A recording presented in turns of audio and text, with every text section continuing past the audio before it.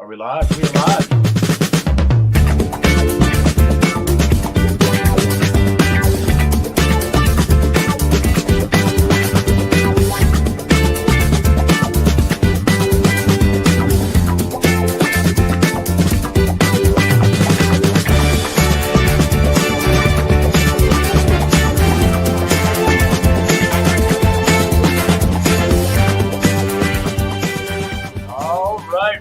Live. Happy Sunday, everybody. Welcome to the Meat of the Matter podcast, where we meet and you matter. That's Mark, he's Peter, I'm Tony, and we've got some stuff to talk about today. We're going to answer some questions, get involved with this, get active. It's snowing here in Vancouver, which is kind of crazy. It doesn't happen very often, but it's a nice day for a podcast. We're going to get into some talks about, straight up, what is blood work necessary, how people interpret blood work, what can happen if you even use it or not. Is it a good thing? Is it a bad thing? What we dwelling on blood work, focusing on these markers. We've got a lot to say about it, and we might get into some protein modified fasting, a little bit of details about that. Mark's had some questions.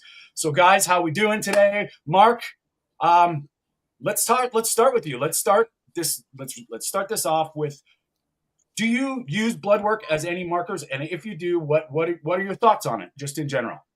No, I don't do any blood work whatsoever. I don't do any glucose monitors either. I know pretty much when I'm in ketosis. Very, very simple. I just know I can smell it in my urine. I just have really, really good energy. So when it comes to looking at these issues, none whatsoever. Right on. Well, and we'll get into that because I have some thoughts about that. But Peter, being a type 1 diabetic, obviously you have to monitor your glucose, specifically, when you have to dose your insulin. But what about you? What do you think? What are your thoughts on blood work? Yeah, so already before I became health conscious, to say it like that, I of course had to go to the hospital every half year for my type 1 diabetes, and they will do the typical tests, A1C, of course, lipid panels, maybe B12, your kidney function, that sort of stuff.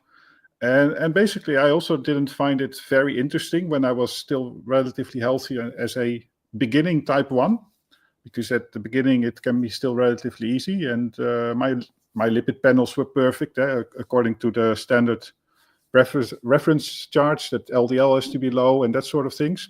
I was following a mixed diet, so it makes sense.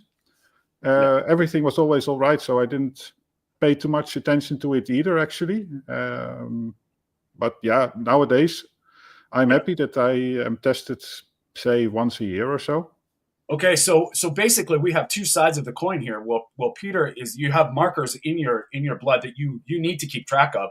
Mark is more, flying by the natural side, and coming from my thoughts on blood work specifically, because a lot of my clients and a lot of my family now, they consult me or they ask me for my opinion on their blood work, because here's the problem I have with the way the blood work is now. One, in Canada, it's very hard to get a doctor to sign off on the markers that you want to be looking at. It's very general. They'll do a white blood cell panel, a white blood cell count, which is very effective at seeing if you have an infection, which makes sense. It's your immune system. They'll do a red blood cell, which can be very, very tricky because it's the size, the volume, which can be a marker. But then, they just basic lipids, your basic cholesterol, fasting glucose, kidney function, and maybe liver function. But the funny thing is about this, and this is sort of my take on it, is when you do the initial blood draw, you could test everything. Like, they could run everything, but very often the doctors won't. They'll just pick and choose some markers. And so I have a real tough time with people that get blood work. They're feeling really good, and then one marker is out of whack, and it's just a random blood test. So I believe you can use blood work, and it can tell a story. But one marker, when a doctor has 10 minutes to tell you something, that can lead to sort of getting in your head that it's not really necessary. So, Mark, when we're talking about, like, let's start with you, because You don't use it. You don't care. And I believe, to be honest with you, I just look at this logically and say, what did we do before there was blood work? How would we have ever lived if we didn't know all these things? So coming from that, how do you tell people that you're helping or that you're coaching your clients that, feeling good is important? And what do you how do you steer them to where you're at? That's the main thing you were saying there, Tony. I want to know how you're feeling. So I've had clients in the past that would have had blood work done, and the one thing that came up on it would have been like cholesterol. We need to bring cholesterol down. But when I ask these people, okay, how do you feel? They're like, okay, I don't feel good. And that's when I would come in and say, okay, well, we're going to push that to the side. We're going to focus on getting your cholesterol up to where it should be. So most people will come to me with a cholesterol reading maybe of around 140 to around 170, which is extremely low. Yeah. And when I tell people, like, listen, I don't get any blood work done, but I can assure you my cholesterol is probably over 300, maybe 350. Oh, yeah. And I'm going with how I feel. Yeah. I'm going with the amount of energy, and that's how I know I'm deep into ketosis. I'm highly fat adapted. So that's the one thing I want to make sure when I take on people is, like, first of all, we're going to get that cholesterol up. We're not bringing that cholesterol down more. Okay, forget about other readings. Forget about what your doctor says. We're getting that cholesterol up. You're going on a high-fat diet. Your energy is going to be so much better. You're going to feel amazing. And if you feel amazing, don't worry about what your doctor says. Exactly. And I mean, I think that's a very valuable point, because just before we get to you, Peter, I just want to say, like, when you're feeling good, what do we ask? Do we go to the doctor? No, you feel good. There's nothing to really. Now, as you get older and things start to change and you start to feel something, that would be the time to go get tested and to see, just to make sure there's nothing crazy going on. But what I find, and Peter, because you're very, very much a part of this, like, for your diabetes, and it's a good idea to check under the hood and make sure everything's working properly. But I believe that they're now, and it's a fact, they've moved the goalpost where they're not checking the blood work against the healthiest people. They're checking the blood work against the mainstream, normal, average person. So if the average person, and we would agree, is metabolically unhealthy, what are you comparing it against? That already sets everything out of whack. And in my opinion, it drives everybody towards lifestyle medications. Your cholesterol, your blood pressure. Yeah, I just want to pick up one other point as well. I deal with an awful lot of women that have PCOS. And with PCOS, it's a metabolic issue and it's a hormonal issue. Now, what happens is when these people go to the doctor and they get blood work, the doctor will turn around and say to them, like, listen, it's impossible to be fertile. It's going to be impossible to reverse this. It's going to be impossible to fall pregnant. All this. And then when you look at the medication they're actually giving these people, these are actually diabetes medications. They're diabetes medications. And when you look at what they're being fed, like sugar constantly, it's no wonder these people are deflated when they actually go to see their doctor. And it's absolutely horrendous when I see a lot of these people and they're being told, like, listen, your chances of giving birth are zero. Yeah. And I'm not even a doctor. I'm not even a doctor. I've never once claimed I am a doctor. But it's amazing how women can come to me and within months I can reverse this condition, and these women are able to give birth. No doubt. And we're going to get back to that, because I think there's a lot of good little gems there, Mark. But Peter, when you're getting your blood tested, how often, like, do you look at it from a baseline, from like every 6 months? You just look, and has there ever been a time where the doctor has said, or anything has been out of whack and you've been like, whoa, what's that? Or are you pretty much consistent? To me, it didn't happen too much. I mean, I've had the story also with white blood cells and that sort of things that are elevated when I'm ill. But basically, you don't ever do anything with it unless you have really some special condition, but you will probably feel it as well. Yeah. But I do think that there is a little bit of nuance to whether taking blood tests is necessary or not on a regular basis. So some tests, like an A1C, maybe even a fasted blood glucose test, because you can do it at home, can be very valuable to do, say, once a year or so, even if you are feeling perfectly healthy, because especially if you're becoming pre-diabetic, the first years you could feel still very, very great. Your pancreas is just ramping up the insulin production, and if it's not too much insulin that you're producing, you'll feel great nonetheless. And so that's a really tricky marker. And to me, it happened actually in the past. I was 18 years old. Well, I'm young. I feel great. And even if you're at a blood glucose level of, say, 140 milligrams per deciliter, you can feel great because you're young, you're active.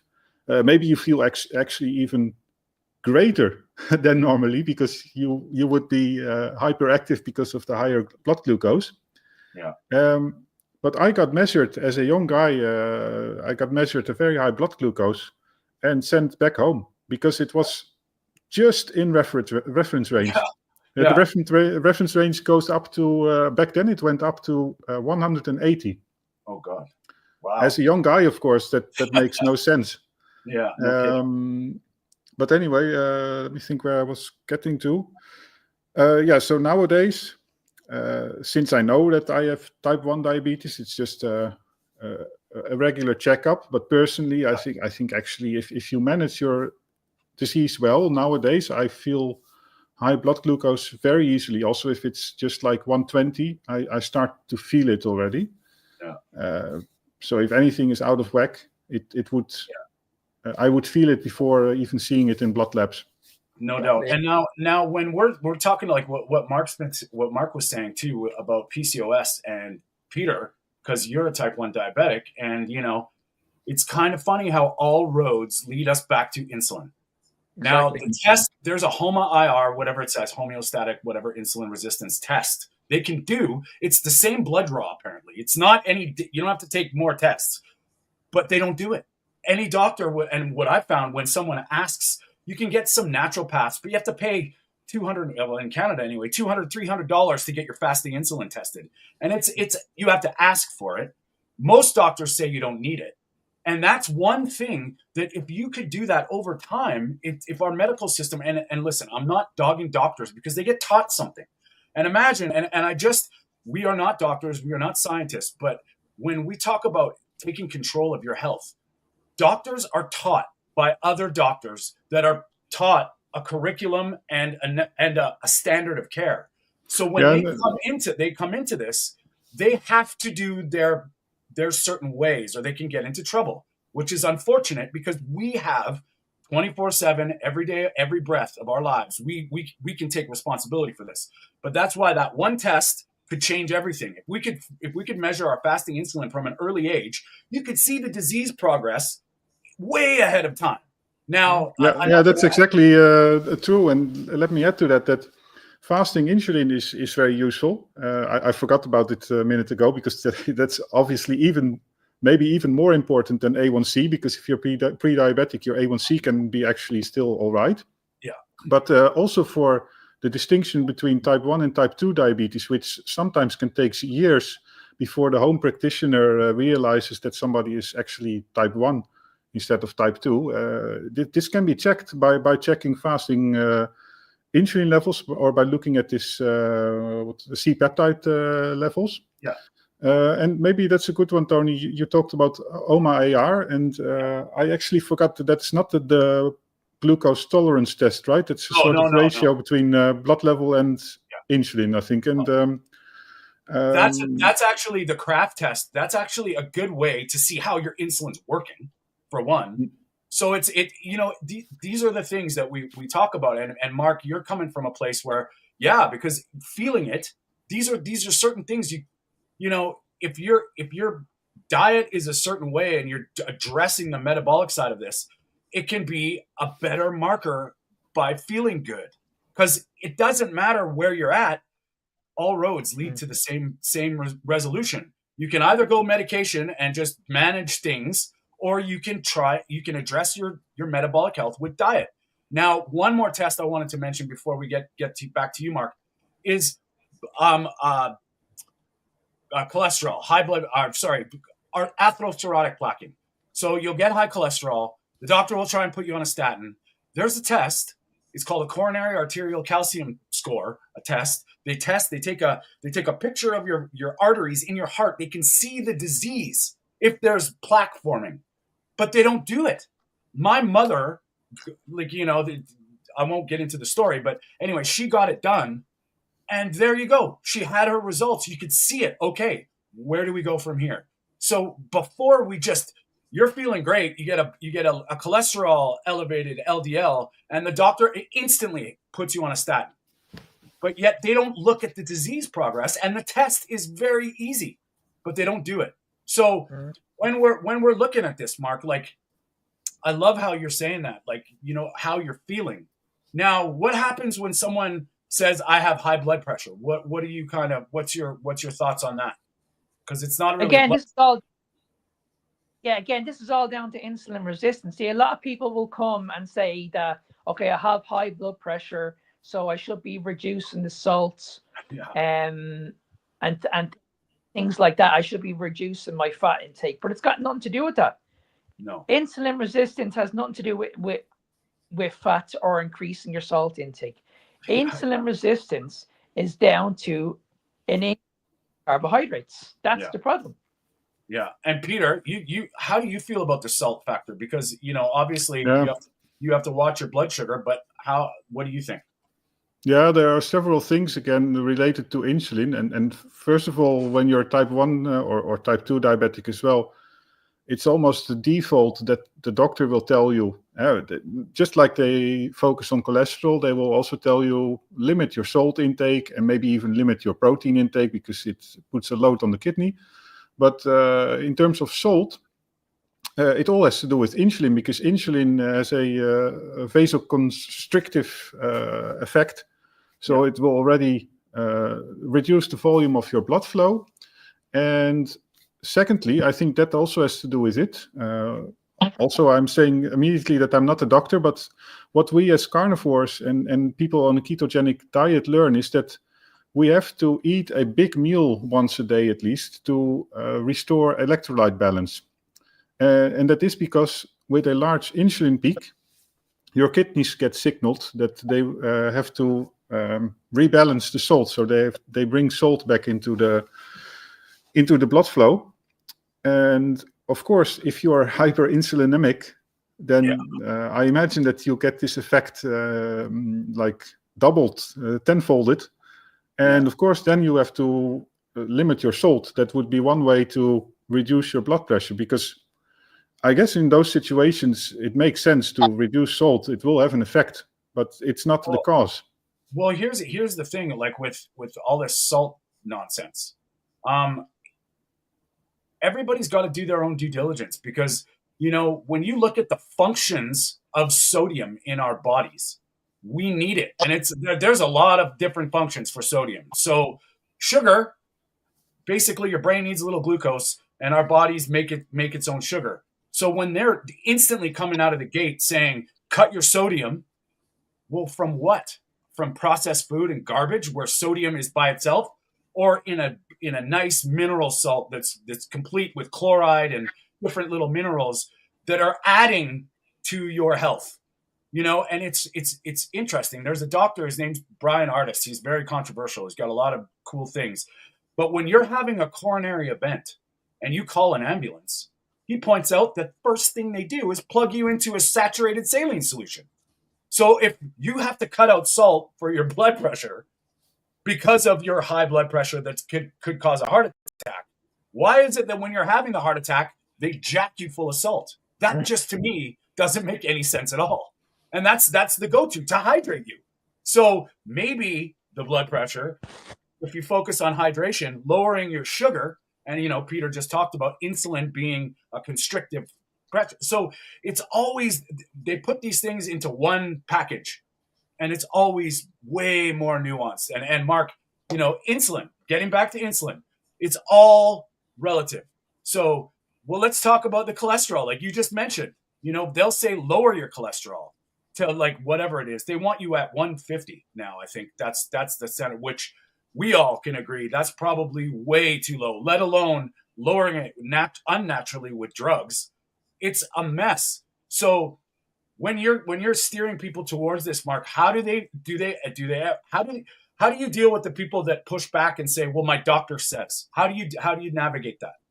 It's very, very hard, because we were all taught this for a very, very long time about cholesterol, and being on a high fat diet is very, very bad for you. It's going to clog your arteries. And so, yeah, it's very, very hard to try and convince someone when it comes to cholesterol, and especially trying to increase cholesterol. But again, I just go by how these people feel. So I'll just go on a week-to-week basis, and they'll turn around and say to me, Mark, I feel lighter. I feel like my inflammation has gone down. Mark, I feel like I've got more energy. I've got better brain fog. Like my mental health is getting better. I don't get pains in the gym. Like, you know what I mean? That's when I say, okay, well, just keep going. And then when they go to the doctor and the doctor sees the reading, and let's say the cholesterol has gone up, say 90 or 100, and let's say it's 260 within 6 weeks. Yeah.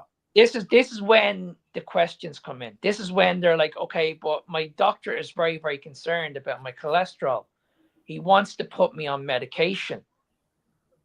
And again, none of us are ever going to go by against what the doctor says. We're not saying that whatsoever. But what we're saying is that if you're in a situation where your cholesterol is very, very high, your life has improved dramatically. You're a lot healthier.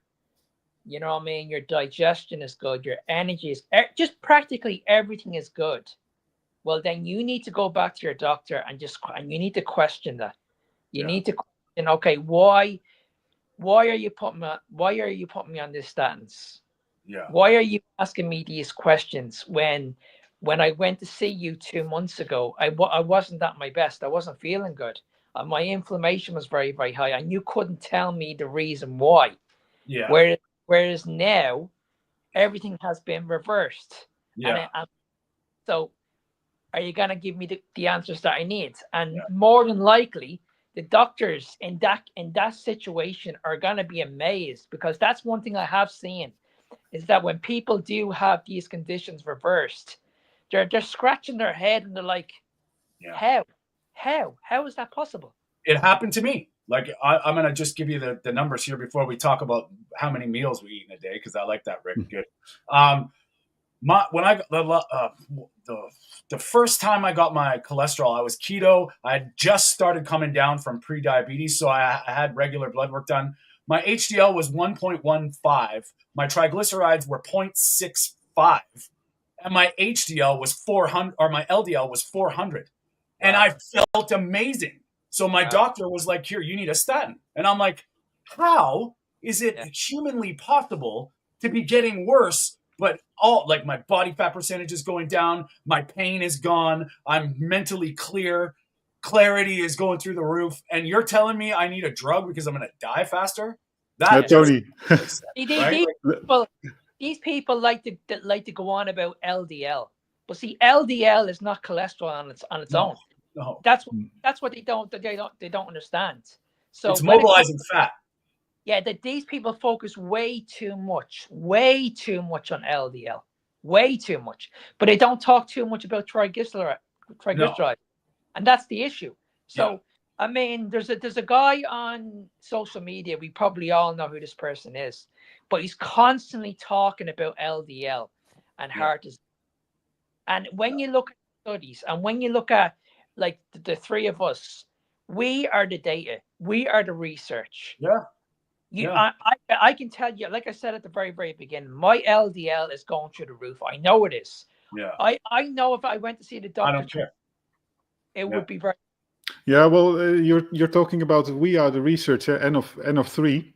But if people want to see more, look into the Citizen Science Project and the cholesterolcode.com, and we can dive into all the details. I don't think this is the proper place, but You can look at the ratios of all the lipoproteins and that sort of things.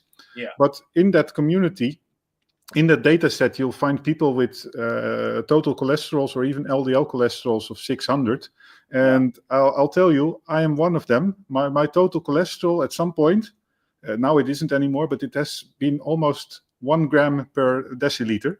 So 1,000 milligrams total cholesterol. Well, that just goes to show you that it's very gray. And your metabolic status and how you're mobilizing fat and using fat and your body's borrowing, like, we'll just go like quick Cole's Notes version. LDL carries around stuff in your body. If you need more stuff, your body's going to produce more of the LDL.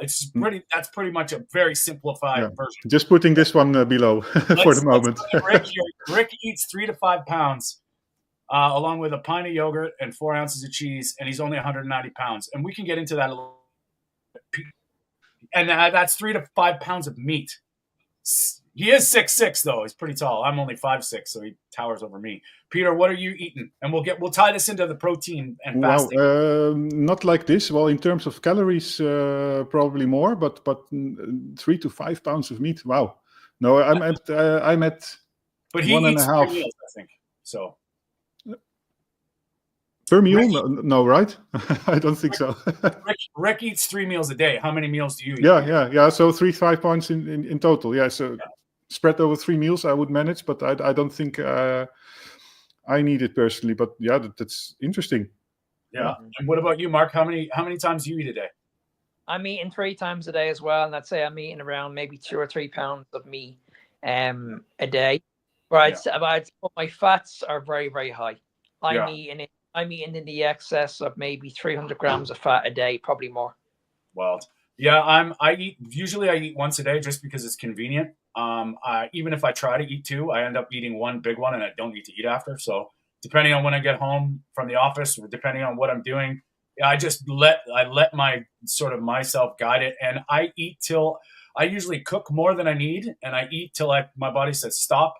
I just actually went and helped a friend, a physical, which is kind of cool. We'll get into the protein about it, but I worked like a 10.5-hour day helping my friend's moving company. So I came out of retirement because I did that while I was in school, running circles around these guys, half my age. Unbelievable. Like out of the like just the energy level was through the roof.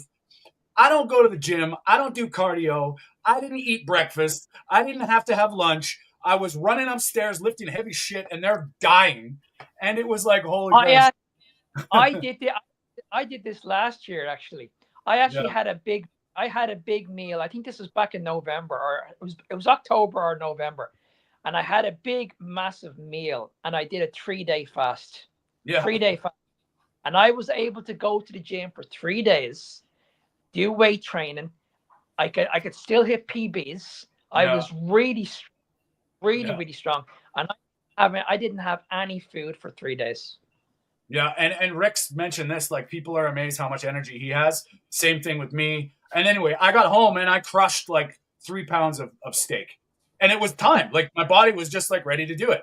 But I mean, anyway, Peter, what do you think about that? How's your energy? Oh, my energy is fine. And actually, now that I think about it, if I would be cycling or so, if I do day-long cycling, I would eat those 3 to 4 pounds of meat. I remember that one day a day because I don't really plan my rides. In the morning, I put a very nice piece of, I don't remember what it was, but some nice piece of lamb, very big piece, with the idea of eating it across 2 or 3 days. It was quite expensive. And then I went on a bike ride, and afterwards I finished like 2.5, 3 pounds. But that was back then while starting carnivore. So then you are still amazed about these things. Yeah, and you know what? We're going to tie this back into blood work right now, because how do they test that? How do they test your energy? How do they, like, you go into the doctor and you say, I feel, sorry, earmuffs, fucking amazing, but yet here's a drug, you know? And it's like, and I fully believe that these blood tests can, you know, if you're consistent with them, they can tell you a story. You can kind of, but is it necessary? I would say, you know, like Mark says, feeling good today is probably the best indication that you're going to feel good tomorrow.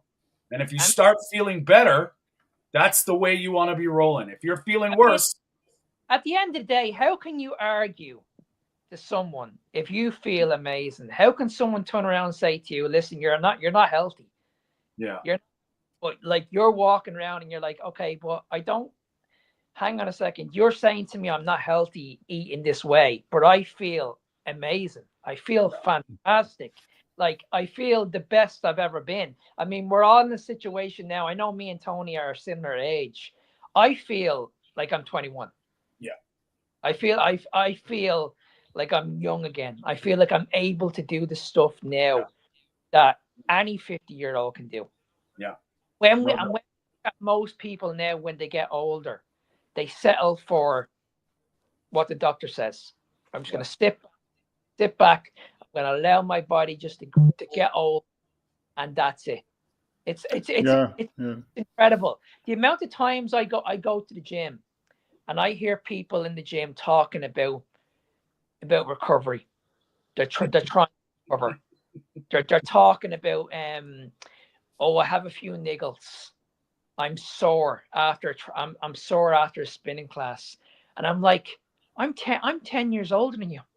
yeah, I'm 10 years old, and it amazes them when they yeah, turn around. Oh, but I'm 40 years of age. I'm like, yeah, but I'm 50 years of age, yeah. and I feel incredible. I feel absolutely amazing, and they're like, they don't understand that what they're doing by going to the gym every single day and just eating the same shit every single day. They're literally just I'm And that's yeah. and that's Yeah. no. Go ahead, Peter. Yeah, just to bring it back, and I think you were trying to say the same, Tony. To bring it back to blood lab tests. When you do things like extreme exercise, for example, but also if you're not consistent in the way you measure your blood labs in terms of time and fasting and that sort of things, you can get all kinds of crazy results. So since blood lab tests, I mean, you can compare them with reference values of population, but you can also compare them relatively to your own markers, like what happened half a year ago, how did it change? Yeah, And then you have to be still very careful, like doing it exactly at the same time. And if, for example, a marker, your lipid marker, for example, is very dynamic, if you have been fasting for slightly longer, then suddenly your LDL can be much higher. Or if you're drinking a lot of coffee, some people get higher triglycerides, that sort of things. So it's very tricky business and very dangerous if a doctor, by seeing one marker, changes medical intervention. you made a good point there, Peter, because I think, you know, when you're dealing with lifestyle and lifestyle medications, if you get something where the doctor is prescribing you lifestyle medications, you need this for the rest of your life, or you need this basically saying if you don't take this, you're going to die, because that's basically what they're saying. You need to look at your lifestyle, and you need to start looking at people that are resolving issues. I am a carnivore. I eat meat. That doesn't mean I'm perfect, but when I look at if anybody tried to step and I will argue with anybody, because you can't tell me that I don't feel good. And and if you you know what the big problem is as well. I think a lot of people are afraid to ask the doctor questions. yeah. Well, I think in my country, the doctor has 10 minutes. So you well, ask him one question. That's all you get. You have to well, make another appointment. So already, and this isn't the doctor's fault. This is our system that has been like it's just out of control. So now, because my mom, who was, she's had her share of issues, she would like our family doctor retired, and ever since he retired, it's been a nightmare. So they don't have the same bedside. They used to come to my house when I was a kid. Like that was the bedside manner, and now and it's not their fault. I know this because I have some friends that are doctors, and they have strict stuff policies to follow, and they get sidelined and railed. And I mean, I can go all day about this, but it's really, we should be asking questions, and I would encourage anybody to ask these questions. And unfortunately, you may have to go on your own and really dig into this. And if it matters, question Peter. You know what? If you're a type 1 diabetic and you have a problem with what Peter's doing, learn about it.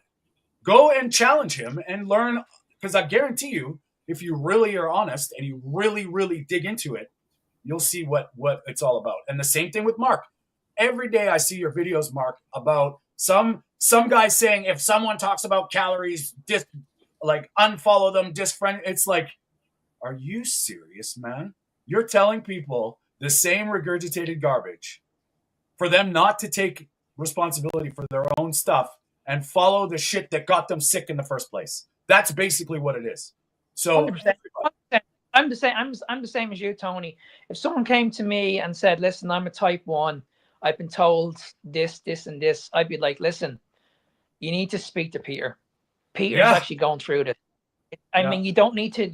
Don't worry about the research. Don't worry about the doctors. Don't worry about the dietitians. I'm going to put you on the phone to Peter. He's going to tell you exactly what you need to do because he's actually gone through it." And you know, I would have no issues with doing that because that's what we should be doing. We should be listening to people that have actually gone through this. And in general, Mark, that's also a thing. Doctors, they have gotten a little bit of, well, a little bit, also a lot of education, and you can agree with the education or not, but they didn't have 20, 30 years of suffering in terms of what we or other people had to go through. And you learn really a lot when you have to go through things that affect your daily life. Just the reason to dive into all this is much stronger, much more inherent. And a doctor, he learns it from a book and sees a lot of patients, and that on itself has other value, and learns a lot during university education. And I just it's learned from a book. I just add in one more point. I haven't seen my doctor in about 3 years, maybe a bit longer. And my doctor is overweight. Okay, he's around, I'd say around 5'3", maybe 5'4". But when you look at him, he's definitely carrying a little bit of weight. Okay. Now, when I as I said, when I used to go to see the doctor, I used to be convinced this guy is trying to save my life. So when I was sick, I was like, I need to go to the doctor. I need to be put on medication. I need to be put on all these different medicines because I knew he wanted to look after me. But it wasn't until I moved into this space. And then when I actually started listening to people, the likes of Tony, the likes of Peter, the likes of Ken Berry, Dr. Shafee, all these people, thousands and thousands and thousands of people then start coming out and saying, like, listen, I've had diabetes, I've had PCOS, I've had mental health issues. I was always worried about my blood markers. I was always worried about cholesterol, always. And these people are coming out with a different statement now saying, like, listen, I was like you. I listened to the doctor, but now I don't do it anymore. I go by how I feel. I'm not going by what the doctor says to me anymore. I don't need a blood panel sheet. I don't need to get my bloods done every couple of months because, like Tony mentioned it, like Tony mentioned earlier, it's very, very expensive to get your bloods done. Yeah, right. Which is in my country, it's around 300. It's around 300, 400 euros a month. Yeah. Well, you know what? Like saying this, okay, Peter, we're gonna shift gears here a little bit because yes, blood work. You know, we kind of just we all sort of how we feel. Now, when Peter, you explain your diet to somebody, what do they say about blood work? What are the biggest things that they mention to you? Like when you tell them that you're a full carnivore and that you're a diabetic, what do they say? Yeah, it's funny. Two things happen. For example, my endocrinologist, when I tell that I'm on a keto diet, more so than when I tell that I'm on a carnivore diet, but if I tell that, she's almost seems in favor in terms of, she's thinking about the blood glucose regulation. But then of course the cholesterol story comes up, and let's not go back to that one again. But that of course is makes them very hesitant, and I can understand it because from their position it seems a tricky business. And they prescribe statins to almost all diabetic patients, and suddenly there is this guy doing very good for blood glucose regulation, but going sky high with cholesterol. Mm-hmm. But another thing that happens is that having virtually 100% blood glucose control for a type 1 diabetic, that doesn't happen. I'm really asking everywhere to people, do you manage to get full blood glucose control while eating carbohydrates, while eating, say, more than 50 grams of carbohydrates a day? I haven't found them. A lot of time people show up saying that they do, that they lead a happy life, and okay, I believe that, and they feel healthy. I believe that as well, on a medium carb diet. But when you ask further and ask about A1C and blood glucose control, it's always like time in range 80%, maybe 90% if they are really expert type 1 diabetics. But in range means between 80 and 180. Yeah. That's not non-diabetic range. So if you ask for the non-diabetic range, it will probably be like 65, 70%. Yeah. And everywhere in the non-diabetic community, you will hear people, and that's the other side. I mean, it's not as bad. It's not that bad if your blood glucose goes to 110 or even 120. Yeah. But in the non-diabetic world, people are already scared of that sometimes, which is not needed. But just to paint the contrast. Yeah, and quite often, like, this is the problem with a lot of this stuff is the reference ranges, and compared to what? Like, you can say I'm perfect, but compared to what? Perfect like you didn't break your leg. Perfect like you don't get headaches anymore. What does that mean? So quite often when I'm talking to people, and I see a lot of people with addiction, a lot of people with pain, and I ask them about their diet, and I'm at the point now where I'm almost scared to do it because I have to ask it, and I'm just like, what is their conception of healthy? Because they'll say, no, it's not, my back hurts, I've slipped a disc in my back, I need some help with pain. What's your diet like? Oh, my diet's good, I eat healthy. What the hell does that mean? How, Well, I make sure I have some fruit in the morning. I eat yogurt with a bunch of berries and a little bit of maple syrup because it's natural sugar, blah, blah, blah, blah. It's always the same thing.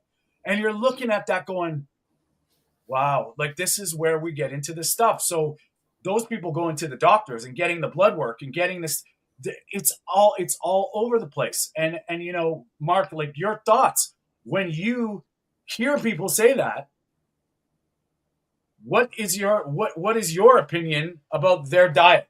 How do they react when you say you're wrong? What can you say, to be honest with you? Like, look at it, you're like, listen, like, you can keep telling me that your diet's healthy. I'm telling you now, your diet's not healthy. Period. You can keep telling me that eating a bowl of oats every morning is extremely healthy for you, and again, I'll just keep telling you, like, listen, you're full of shit. Period. Yeah. That's it. It's that simple. And I just don't think people understand that when it comes to carbohydrates, whether they're complex, simple, like, at the end of the day, I only did a video on this today. All carbohydrates do the exact same thing. It doesn't make a difference what carbohydrate it is. And I just don't think people can get past that. And what you're saying, Mark, is good, because Peter will verify this.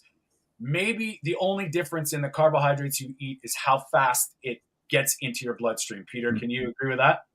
Yeah, totally. Yeah, that's right? The thing. And that's coming from a guy. This is Peter, who needs to know this stuff. So if he's saying it, like, his life is on the line, if he was eating a large bolus of some natural sugar, ask him how it does in his bloodstream, right? Like, that's a pretty good... Yeah, and I've seen the video that Mark saw, and it's a bit a tricky thing, of course. This guy was right in some points. He was talking about, he was comparing bananas with sort of cookies with salt and sugar. And those, he called them hyper palatable and designed by industry. And he was right, of course. I mean, I guess you are better off eating bananas instead of that stuff. Well, And, yeah. he was also telling about the good nutrients and the fiber. Even the fiber is good in this case because it helps to slows slow down the glucose. But see, the problem. Besides that, yeah. Yeah. See, the problem is though, when it comes to these fruits, these people don't understand this. 100 years ago, our fruits were completely different. Completely different. So I can guarantee you, like a banana 100 years ago was not anywhere near as tasty as what it is. And one thing that we talk about when these guys, especially your video today, and this is the shameless plug time. If you guys want to hear about, our conversation on Thursday, just go to Peter or my channel and click the link. We had a great conversation about a lot of this stuff about that. But now is different than then. And your age, your metabolic health, and your metabolic status is different than then. So when these people come on and they just generalize all the things are the same for everybody, that doesn't make a lick of sense. So when this guy's spouting off that bananas are good, telling a type 1 diabetic to eat bananas without the context, without the nuance, without the whole story is just flat out wrong. And this guy is telling us to unfollow us because we are talking shit, which doesn't make sense. We got a comment. Do you want to answer that, Peter? That's in your wheelhouse, buddy. Hi, yeah, Julia. I think we can all three answer it perfectly, because what's best fruit for a diabetic is also the best for a non-diabetic. Well, if you want to eat fruit, it's not needed, but if you want to, and I eat fruit as well sometimes in summer. When I do a lot of biking, I might eat even a small banana, but generally speaking, that's on the bike, right? So that's a very different situation. There I would eat that, but normally I wouldn't eat a banana. I think of fruits like avocado, which in the biological sense is fruit, of course. Berries as well, although personally I don't eat them that much. What else? Well, if I think back about the time that I was on a mixed diet, yeah, you have to discover yourself, but I actually ate apples sometimes, which to me sounds crazy now because they are full of carbohydrates. They are basically starch. But yeah, you could even eat those things in terms of anti-nutrients and that sort of things. They are not so bad. But yeah, I would stick to the berries at most, and be careful of addictive side effects. What do you think, Mark? You When you look at the low glycemic index on usually berries are usually your best book. So blueberries, raspberries, strawberries, but again, just in small portions. You don't need a large amount. I would also recommend an avocado.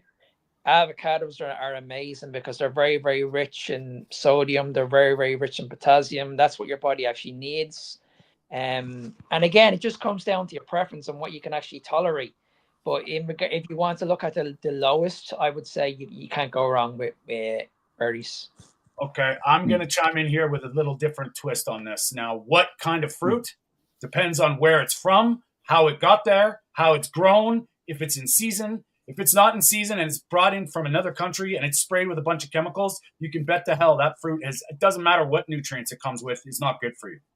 But if you're living in the equator and you got mangoes growing on the trees, you obviously, being a diabetic, you have to be wary of the load. Obviously, fiber is going to slow down some stuff. You'd have to be tricky.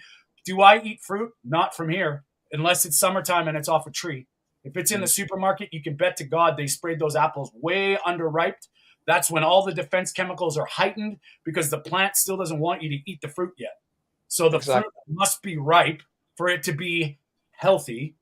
And this is where we get into a lot of problems. So when you have Paul Saladino, for instance, eating fruit like a champion in Costa Rica in the beautiful sun, ripe fruit on the tree is a far cry different than me eating strawberries from California. So you have to look at everything here. And I mean, I'm not going to say what fruit is best. I'm going to say you better be sure of where it's coming from and how it's grown and what's been done to it, because that's, I think, the biggest problem with our produce now is, vegetables included. Why I don't eat vegetables, most of the reasons is because They come from they come on a truck sprayed with chemicals, and God knows what they've been done. That's another reason why I don't buy my meat in our supermarkets, because when you look at the packaging and you look at the labels, like you've got sugar, you've got hidden sugars like dextrose, you've got like ingredients that you've never even heard of. So like when it comes to like meats, and like Tony mentioned, and fruits and veggies, the last place you want to be buying it is in a supermarket. Yeah, nice detail about that one, Mark, is that people a lot of times in Europe look at the package and they read these E numbers, and one of them is ascorbic acid.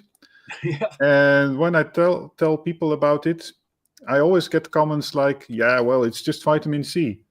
And there's some truth to it, but it's not the full story. I mean, it's a component of it, and if you eat it, it's not that bad as an E number, but still, if you eat it, it doesn't have the same balance as natural occurring vitamin C. So it could actually disbalance a little bit things in your body. I like this. Can we put that comment up, Peter? I'm going to address this one if we don't mind. The pesticides? No, organic lemons. And yes, that is true about pesticides. So my biggest thing about this stuff is, honestly, when we do a carnivore diet, and actually I was just having a great conversation with one of my new clients. His name's David. Hi, David. I know you're watching. It's always contextual. And like, why are we doing this? Why are we doing? And I believe, honestly, especially with fruit, vegetables, plants, all the stuff that we just look at broccoli is healthy. But when we look at where did it come from? What was in the soil? How was it cultivated? Where was it brought from? How long has it been in the store? What's been done to it? That's the problem. And when we go carnivore, animal-based, and we focus on essential nutrients, we cut out all that potential problems. Microbiome, glyphosate, pesticides, blah, blah, blah. And I'm not saying if you have a farm or a garden and you are loving your soil and planting your stuff, if it's in season, you would eat it. That would be the natural way to do it. So when you say organic lemons, okay, like in a broad sense, I don't have a problem with somebody using some lemon and some water or eating some lemons to, for fish but where are they coming from? How far away were those lemons? Were they picked before they were ripe? And where were they presented? So these are the tricks that people get into. And we have organic, non-organic, blah, blah, blah. But how do you know? Do you know the produce manager at your grocery store? Do you know the farmer? Do you know the shipper? That's where we get into the devil's in the details. So if you have a lemon tree and you're living in Florida, go nuts. I would say that would be probably you're not going to be sucking too many lemons. I mean, obviously nature is going to just guide you. But that's where we get into this stuff. And guys, I want to hear your thoughts on that because, I know we don't really eat vegetables, but Mark, how do you feel about that? Oh, I completely agree with you, Tony. That's the reason why I just don't eat them anymore, because they were just causing major problems for me. And I didn't have any idea why. But now after listening to you and learning more about stuff, this is why I just chose I'm not buying it anymore. Yeah. Peter, what do you think? Yeah, same thing. And I actually also eat organic lemons, and I do buy them at the supermarket. And I know, indeed, I always think about this same argument that you talked about, that you cannot be sure. And the same holds for organic coffee. So it's the best guess. I will still buy organic. Yeah. But that's. So, speaking of organic coffee, the same thing. Like, I'm a coffee drinker. I mean, I don't know if it's an addiction or if it's just I love it, whatever. It is one of those deal breakers. I give it up once or twice a year just to see how I feel. Usually I just like it. So I don't really get any withdrawals from the caffeine. But the coffee side, I will say this. One time I was kind of in a pinch and I needed some. It was on special. And I think it was Maxwell House or some shit. And I grabbed it that morning. Holy Christ, I felt way out of sorts. And I was like, the difference between like buying a nice organic coffee that I do my best. I don't ethically sourced we know Dave Asprey talks about mold in beans, and it is a problem. And if you're affected by it, it can be a serious problem, but you do your best. And I bought this shit that was like, the big box coffee stuff. And I felt like garbage. And I was like, most coffees are extracted from a plant. Exactly. They're beans, they're seeds, they're highly defended, and then you have the mold problem. And that's the biggest problem with coffee is the heat doesn't destroy the mold. So if you have mold growing on the beans, and every coffee place on the planet, how do we know? And that's the thing. That's where a lot of this stuff, I think, with like how you navigate the plants, and like, Duncan, in Scotland, man, like, you know what? This is where it comes down to. When you got Inuits eating in the frozen tundra, eating like what they can get, there's no plants there. But you have somebody in like the lush rainforests of the Amazon would probably know how to forage their plants. So we're somewhere in the middle, and things, are they natural? I would argue, seasonal, local, and coffee's one of those things. It's a gray area. Peter, how do you feel? I know you drink coffee, so what do you think? Yeah, no, it's a bit like, I mean, you'll even find the odd carnivore that is smoking. So just to say that, yeah, I know that coffee is not good, and it's not even for the caffeine, probably. I mean, that might affect sleep as well, of course, but also all the other plant components in it. Yeah, it's advice that I accept. And you know what? I just wanted to we'll get back to sort of the blood side of things. And one thing, when we're adapting a carnivore diet, when you're eating an animal-based diet, you're eating protein. Well, that's where I wanted to go. Sorry, Mark. Not only does the protein, are we getting the right amount of amino acids in the right amount of natural ratio with the right amount of stuff we need for our building blocks, but it comes with the B vitamins. Now, blood work, I know for a fact the only B vitamin we store is B12. So when they test for our B12, they might be able to figure some stuff out. All the other B vitamins are water soluble. You are constantly using them for metabolic functioning, for your brain, for breathing, right? So how do you test for that? Now, I know the RDAs are basically a best guess, and there's no upper tolerable limit. They don't have it documented. B2, riboflavin, thiamine, niacin.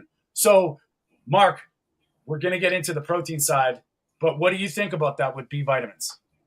Yeah, I 100% agree with you. And this is another argument I have with vegans, and especially when it comes to like protein. A vegan will tell me that like tofu and a piece of meat are completely different, but it's incredible, because when you mentioned the B12, a lot of vegans will lack in B12 because they don't get enough of it, because we know we get any.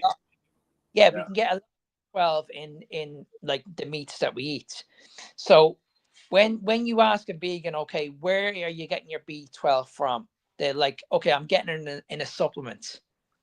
But these people will argue the case when it comes to protein that we've been eating for such a long time. It contains all 9 aminos, all 9 essential aminos. Vegans don't have any essential amino acids, no matter what you're eating. It doesn't make a difference whether you're eating broccoli, whether you're eating tofu. You're not going to get the amino acids in these foods whatsoever. So it's incredible when you hear people say that it's not possible. Yeah. Peter, any thoughts, Peter? I know you're muted.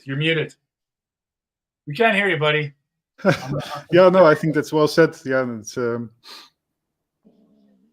nothing to add. We got a question here. I like that.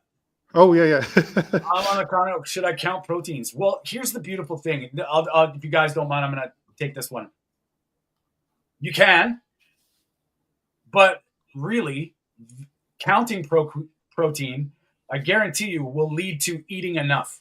And eating enough will give you all the essential amino acids you need.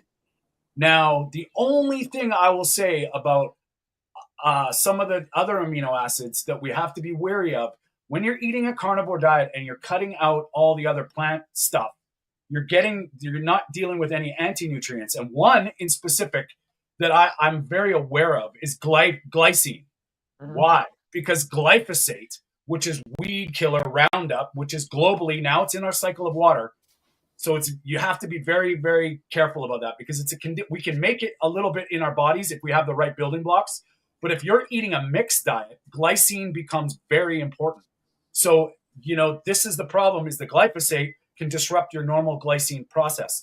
But if you're eating an all meat diet, counting protein, you know what? If you're trying to discover how much you need, you can do it. But if you're eating enough to satiety, just for the general layman, you're getting what you need. And if you're still hungry, eat more.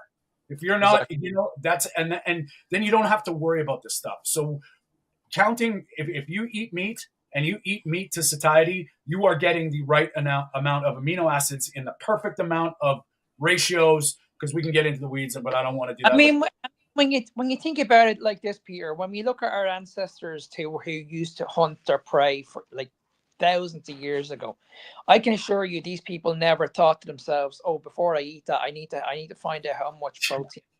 Yeah. These people just went out, they hunted what they needed to hunt, and they just ate. Yeah. And I remember the first time I did carnivore. I would have struggled to get down a half a pound of meat. I would have really struggled. Yeah. Now I don't weigh any protein. I like Tony mentioned, I just eat now until I'm full. That's it. Yeah. I'm just giving my body exactly what it needs. Yeah. So I'm eating around maybe 2, maybe 3 pounds of meat a day. That's well over if we're focusing on like macros or calories, it's way over my.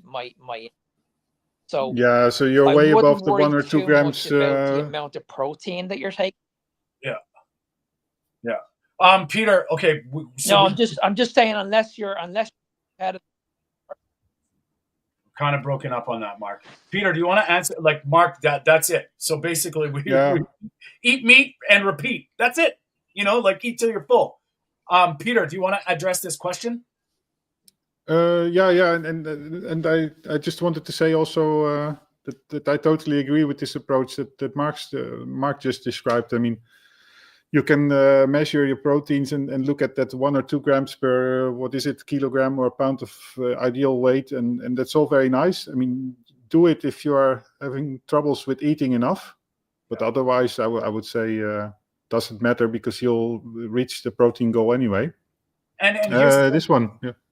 Just before you get into the question, Peter, I just want to just add to that as well, is for everybody that's kind of lost about this. Remember, when you start nourishing your body with what it needs, things change. So if you're not eating that much and you think it's going, you just remember, your stomach gets more acidic, your digestion gets better as you go. Your body will start telling you. So let's deal with a couple questions before we wind it up. Peter, do you want to deal with this question? Yeah. What kinds of water? So yeah, if we get into all these types of water, then that's a difficult question for me. But I think adding a lemon would be nice for taste if you want to. But in terms of electrolyte balance and that sort of things, I don't think it's really needed. What I did a lot of times, especially in the beginning, but I tend to do it far less now. So probably it has to do with adaptation. Yeah. I added a lot of electrolytes in the beginning, and nowadays sometimes I still start the morning with a glass of water with lemon as well, and quite a big bunch of electrolytes in a small glass as a sort of kickstart. But often I will start with coffee, and that's yeah. Mark, what do you feel about water? Which water is best? Just quickly, we'll get through this. We got one more question, then we'll end it out. Mark? It doesn't really matter. I just wouldn't buy any bottles of water in the supermarket. I just make sure my water is filtered. Yeah. If you want to add lemon into your water, you can if you want to. But if you're looking to just get hydrated, I don't think you actually need it. I think you can't go wrong with adding salt to your water, or you can add electrolytes. I'll just chime in here quickly. I believe in as close to Mother Nature intended. Back in the day, we would have had water running through streams, picking up minerals. If you're going to drink spring water, make sure the source is good. Obviously, don't overthink it. If it's been in a plastic bottle sitting in the sun, that's not a good idea. Filtering your water, good. Lemon, if it makes it better, good. Add minerals. Salt water dehydrates you. Distilled water dehydrates you. Find the middle ground. Let's deal with this one last question, Mark. Raw butter, raw milk, cream, raw blood. Ooh, Peter, you go with this one because I know you'll love it. I've tried all of them. Raw blood, not except maybe the blood that is part of the liver. I don't know if you can really call it blood, but always good. Yeah, I don't personally believe in a huge difference in terms when you eat a block of cheese. Yeah, it's better to go raw instead of pasteurized. If you have problems with cheese, you shouldn't eat it too much anyway. That's it. And recently, when it comes to dairy, personally, I eat one avocado now since a few weeks. So in terms of fiber, that's still nothing. It's nothing compared to the recommended 30 to 40 grams. But when I eat a lot of dairy, no matter on what diet you are, dairy constipates. And for some people, it's more of a problem than others. But I notice it. And if I eat one avocado with a lot of dairy, that avocado will help me to eat more dairy if I want to. Okay, and Mark, quick thoughts on this before I wind this up. Your thoughts on butter, raw milk butter? I would love to be in a position where I can eat dairy, because the one thing I struggle with is putting on weight. And when we eat a lot of dairy, it's very, very easy to put on weight. But I have a lactose intolerance, so when it comes to like milk and cheeses and stuff like that, it really destroys my stomach. So I try and avoid it as much as possible. Okay, and then just my thoughts on it. You both said it pretty much blatantly. If you tolerate it, and just don't be surprised, things can change. I wouldn't count on it for your energy and being focused on it. If it's accompanying your diet and you can tolerate it, there's no problem with the plumbing or digestion. All for it, and the best quality as possible, the best source from an organic farm or something. Obviously, that would be the best choice in my opinion. I would drink raw blood like a vampire if I could have access to a tap. I've had blood in a package before, and it was delicious. To be honest with you, I eat raw liver, so I'm all about that. But unfortunately, once again, where is it coming from? If it was just in a pint, I don't know. So that's sort of our thoughts. So, guys, we're going to wind this up for today. We'll see you next Sunday at 10 a.m. where we address more questions. We'll figure something out for a topic, and we'll kind of go with that. This is the Meat of the Matter podcast. That's Mark. He's Peter. I'm Tony, and we're here to help, and we appreciate you all for joining us today. The recording is going to be on our YouTube channels. You can catch Mark on his Fitness Beyond Time 01 on Instagram, Peter at the Dutch Carnivore, me most of the time at Food for Thought or Tony Stewart Coach. Thank you guys for being here. Thank you guys for being with me. And boys, we'll see you soon. Thanks, Sam. See you next time.